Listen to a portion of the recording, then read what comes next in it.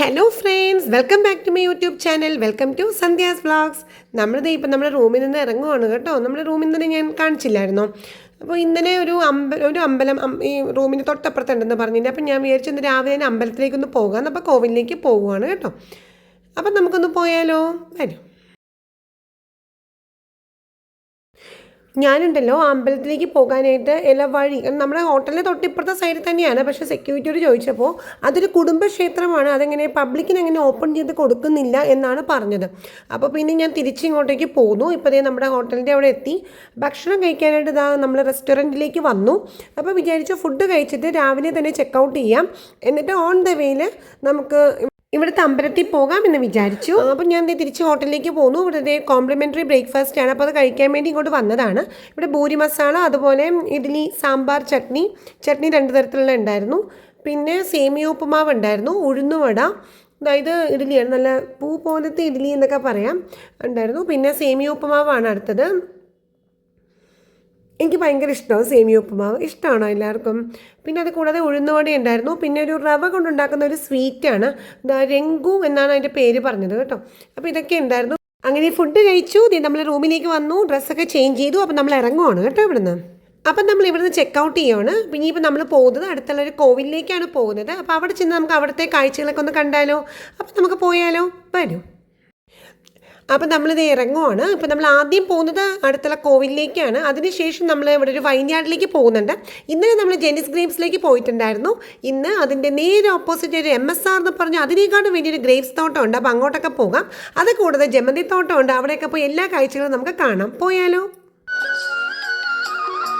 ഭയങ്കര വെയിലുണ്ടേ. നമ്മളിപ്പോൾ വന്നിരിക്കുന്നത് ഒരു വിനായകർ കോവിലിലേക്കാണ് കേട്ടോ. അപ്പോൾ ഇവിടെ കയറി ഭഗവാനെ പ്രാർത്ഥിച്ചു. അപ്പോൾ ഇതേ വീണ്ടും നമ്മൾ മുന്നോട്ട്. നമ്മളിപ്പോൾ വന്നിരിക്കുന്നത് എവിടെയെന്ന് പറഞ്ഞാൽ ഇവിടെ ഒരു പാർവതി സിൽക്സ് എന്ന് പറഞ്ഞ് നല്ലൊരു ടെക്സ്റ്റൈൽ ഷോപ്പ് കണ്ടു. അപ്പോൾ വിചാരിച്ചു മോക്ക് ഒരു ഡ്രസ്സ് എടുക്കാമെന്ന് വിചാരിച്ചു. അപ്പോൾ മോക്കൊരു ഡ്രസ്സ് എടുക്കാൻ വേണ്ടി ഇവിടെ കയറിയതാണ്. അപ്പോൾ ഒന്ന് ജസ്റ്റ് പുതിയ കളക്ഷൻസൊക്കെ ഒന്ന് കാണാമല്ലോ എന്ന് വിചാരിച്ച് കയറിയതാണ് കേട്ടോ. അപ്പോൾ ഇതാണ് ഇവിടുത്തെ തേനിയിലുള്ള പാർവതി സിൽക്സ്.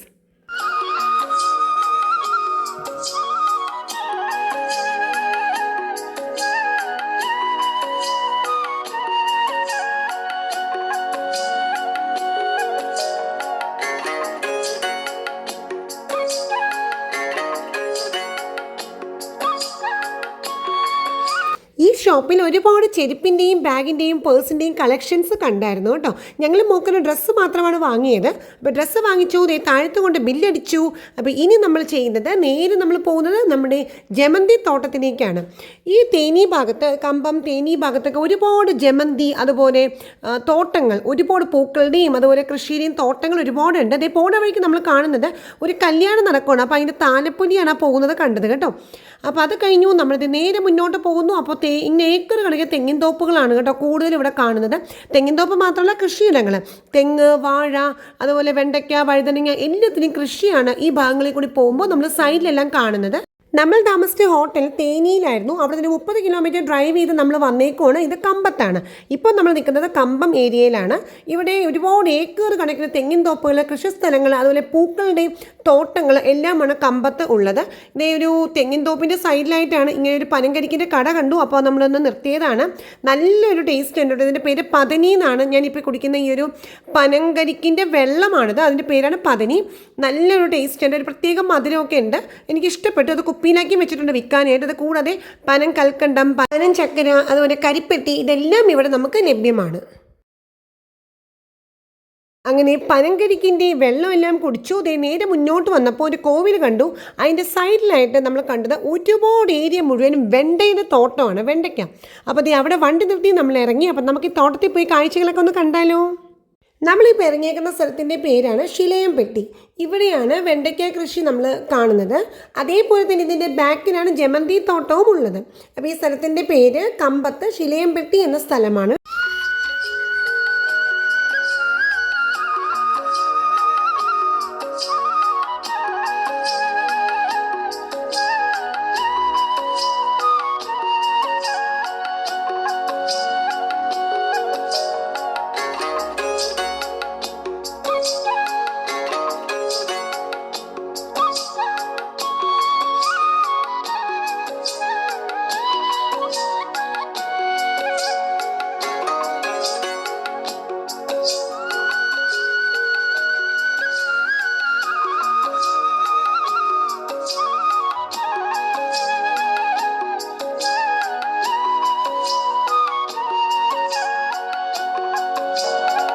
ഞാനിപ്പോൾ ഇവിടെ നടക്കണേ എവിടെയാണെന്ന് അറിയോ? ഇത് ഫുൾ വെണ്ടയ്ക്കത്തോട്ടത്തിൻ്റെ ഇടയിൽ കൂടിയാണ് കേട്ടോ. ഇത് നോക്കി, ഇതാ നോക്കി, ഇവ ചുറ്റും വെണ്ടയ്ക്കയുടെ കൃഷിയാണ് കേട്ടോ. വെണ്ടയ്ക്കത്തോട്ടമാണ്. നല്ല ഭംഗിയുണ്ടല്ലേ ഇത് കാണാനായിട്ട്.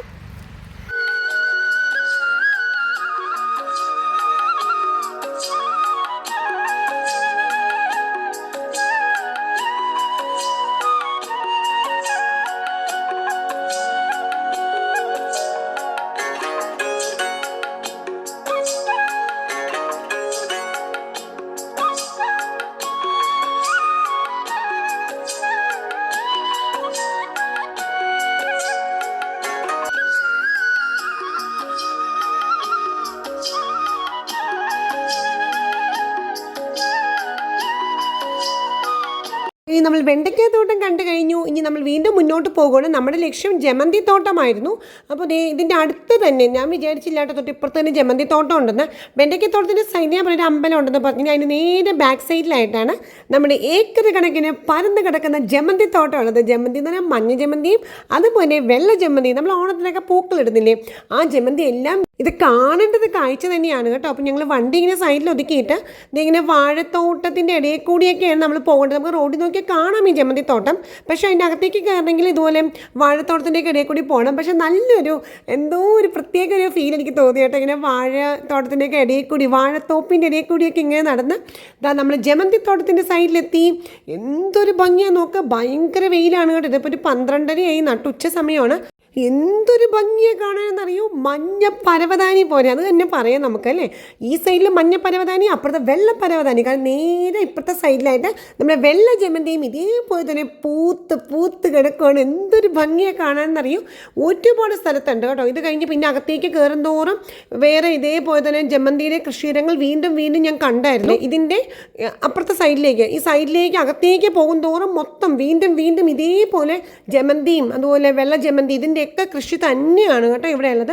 നമ്മൾ റോഡിൽ കൂടി പോകുമ്പോൾ നമുക്ക് കാണാം ഇങ്ങനെ ജമന്തി തോട്ടമായിട്ട് ഇങ്ങനെ നിൽക്കുന്നതെല്ലാം നമുക്ക് കാണാം. അപ്പോൾ ഇവിടെ ഇങ്ങനെ ജമന്തി തോട്ടത്തിനിടയിൽ ഞാനിങ്ങനെ എത്ര ജമന്തി പറിക്കണമെന്ന് പോലും എനിക്കറിയില്ല. അങ്ങനെ ഞാൻ നടക്കുവാണ്. പക്ഷേ ഇവിടെ അങ്ങനെ റോഡിൽ കൂടി പോകുമ്പോൾ തോട്ടമൊക്കെ കണ്ടാൽ നമുക്ക് ഇറങ്ങാം, 1-2 പൂക്കൾ പറിച്ചാൽ നമ്മുടെ കുഴപ്പമൊന്നുമില്ല കേട്ടോ. ആളുകൾ അങ്ങനെ നമ്മളൊന്നും പറയത്തില്ല. ഇതിൻ്റെ തോട്ടത്തിൻ്റെ ആൾക്കാർ ജസ്റ്റ് ഒന്ന് ചോദിച്ചേ ഉള്ളൂ. അവർ അപ്പം തന്നെ കയറിക്കൊള്ളാൻ പറഞ്ഞു. 2-3 പൂക്കളൊക്കെ ഞാൻ പറിച്ചു. എനിക്ക് ഭയങ്കര ഇഷ്ടപ്പെട്ട ഒരു എക്സ്പീരിയൻസ് തന്നെയായിരുന്നു എനിക്കിത്. ഇത്രയും മനോഹരമായ ഒരു ജമന്തി തോട്ടത്തിൽ കിടക്കുമ്പോൾ എന്താണെങ്കിലും റീൽസ് എടുക്കാതിരിക്കാൻ തോന്നും ആർക്കെങ്കിലും. അപ്പം ഞാനും എടുത്തു കേട്ടോ നല്ലൊരു റീൽസ്. അപ്പോൾ അതിൻ്റെ കുറച്ച് പാട്ടൊക്കെ വെച്ച് ഒന്നിങ്ങനെ നടക്കണതൊക്കെ ഈ ഒരു വീഡിയോയ്ക്കകത്ത് ഉണ്ട് കേട്ടോ.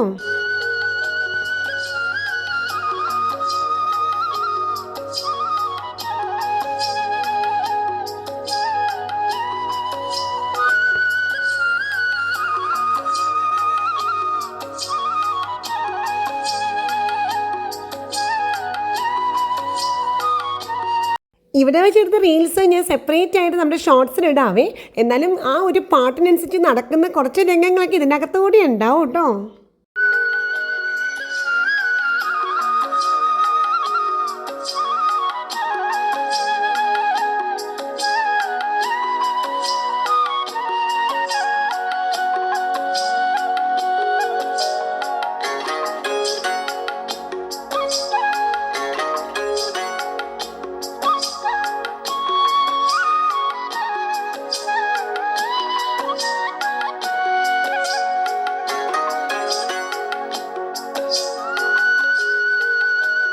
ഇവിടെ ഒരു സൈഡിൽ മുഴുവനും മഞ്ഞ കളർ ജമന്തിയും നേരെ ഇപ്പുറത്തെ സൈഡ് മുഴുവനും വെള്ള കളർ ജമന്തിയുമാണ്. നമ്മൾ ഓണത്തിനൊക്കെ പൂക്കളിടാനായിട്ട് പൂ വാങ്ങിക്കുമ്പോൾ നമ്മൾ കണ്ടിട്ടില്ലേ ഈ വെള്ളയും മഞ്ഞയും ജമന്തി, അതൊക്കെയാണ് കേട്ടോ ഇത്.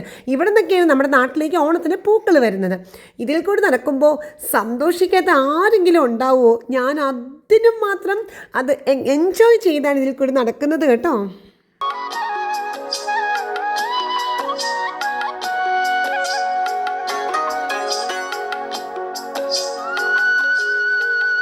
ഇവിടെ നിന്ന് ചെറിയൊരു റീൽസ് കൂടി എടുക്കാനായിട്ട് മറന്നില്ല കേട്ടോ. അതിൻ്റെ ചെറിയൊരു റീൽസ് എടുക്കുന്ന രംഗങ്ങളാണ് കേട്ടോ ഇത്.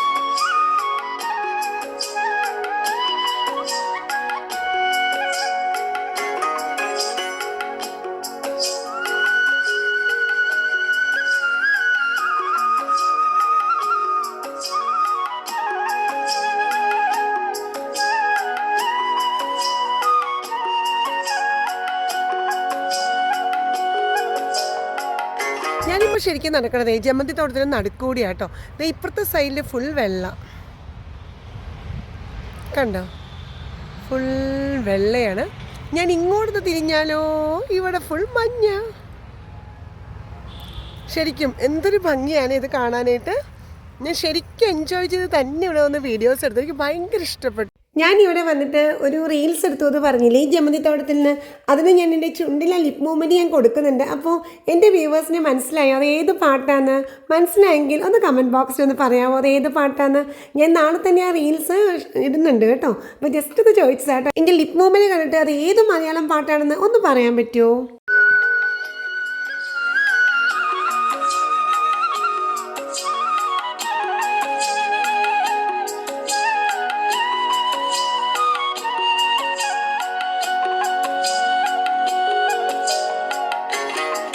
ഇപ്പോൾ തൊട്ട് സൈഡിലായിട്ടൊരു വാഴത്തോപ്പ് കാണുന്നില്ലേ? ആ വാഴത്തോപ്പ് കഴിഞ്ഞ് പിന്നെ അപ്പുറത്തെ പറമ്പിലേക്കും ഇതേപോലെ തന്നെ നമ്മുടെ ജമന്തി തോട്ടമാണ് കേട്ടോ.